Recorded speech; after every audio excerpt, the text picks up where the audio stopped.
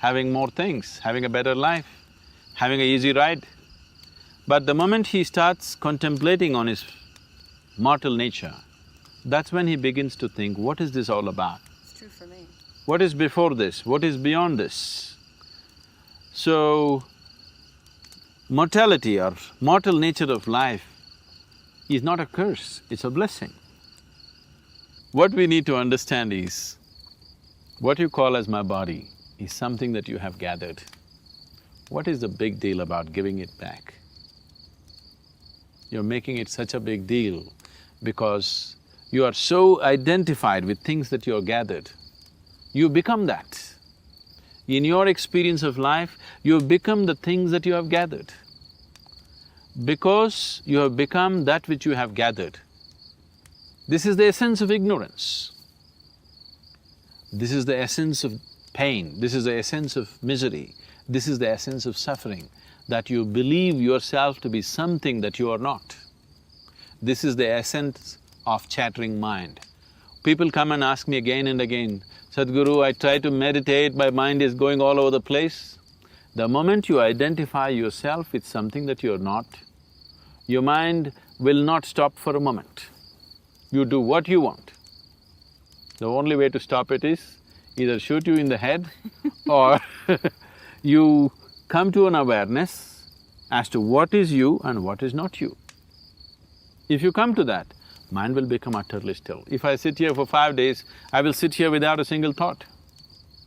That may sound dumb to you, but no, because life, the phenomena of life is far bigger than thought. What can you think? The creation is so big. Life is such a absolutely unfathomable phenomena, but now you're engrossed in your own thought because you're identified with things that you're not and you're helplessly trapped in thought. Because you're trapped in thought, now you have to glorify that, otherwise you'll feel like a fool. Right now, the thought process, humanity has paid such importance to thought process to a point where somebody went to the extent of saying, I exist because I think. It's not so. You can think because you do exist. Your existence is first, but that's been completely missed. Because the experience of your existence has been missed, whatever you have gathered in the form of body and mind has become so important. Now dropping it has become such a big problem. Once you're existentially here, that is, your experience of life is beyond the limitations of what you have gathered, that is, beyond the limitations of your physical body and your thought process and mind, then living and dying are not two different phenomena. They're the same. Every moment, you can say, right now I'm living, or you can say I'm dying, because you're actually dying. One day the process will be complete, but you're actually dying. You may do many things in your life, you may do them or you may not do them. This is one thing you will do. You need to understand, from your birth till the last moment, you are walking in a straight line, straight towards death. You may look this way at the mountains, you may look that way at the lake, you may look at relationships, you may fall in love, you may suffer, you may enjoy, but essentially every moment of your life, you're walking straight towards your grave. So that is the most inevitable thing. And that's the only thing which enhances the quality of your life. I am not saying you must choose to die. Death does not need your assistance. Because whenever death happens, it happens with absolute efficiency. Death is always super efficient. It's only life which needs our assistance. It is only life that can be enhanced constantly.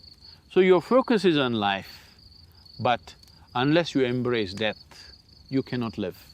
If you try to avoid death, all that'll happen to you is, you will end up avoiding life. If you are every moment afraid, what will happen to me, or will I die, you will only avoid life. You will not avoid death. Because what you call as death is just a transition of life, which has to happen. So immortality is a very immature idea. Unless you go beyond the physicality of life, everything that is not physical is always immortal. It is only the physicality which is mortal. So if your experience of life right now transcends the limitations of the physical, you're already immortal. I'm immortal because I don't exist. I am immortal because I am not identified with my physical body. I enjoy my body, I use my body, but I'm constantly aware that it is only an accumulation. Any day I have to drop it. So this is immortality. In awareness, you're immortal. Only in unawareness, you are mortal. Sadhguru, there's so many choices that we have about our life. More choices I'm seeing, the more aware I get. Can it also get to a point where we have choices about our death, how we die, or is there any way that we have some kind of choice? We need to understand this. Everything that you can experience is life. What you call as death also is life. So if there are choices about death, they're definitely… what you're referring to as death is just the last moment of life. So that final moment when you transcend the limitations of your physical body, that happens only once in your lifetime. Almost everything in your life may happen many times over, but this one thing happens only once in your lifetime. And it's the last thing that you do.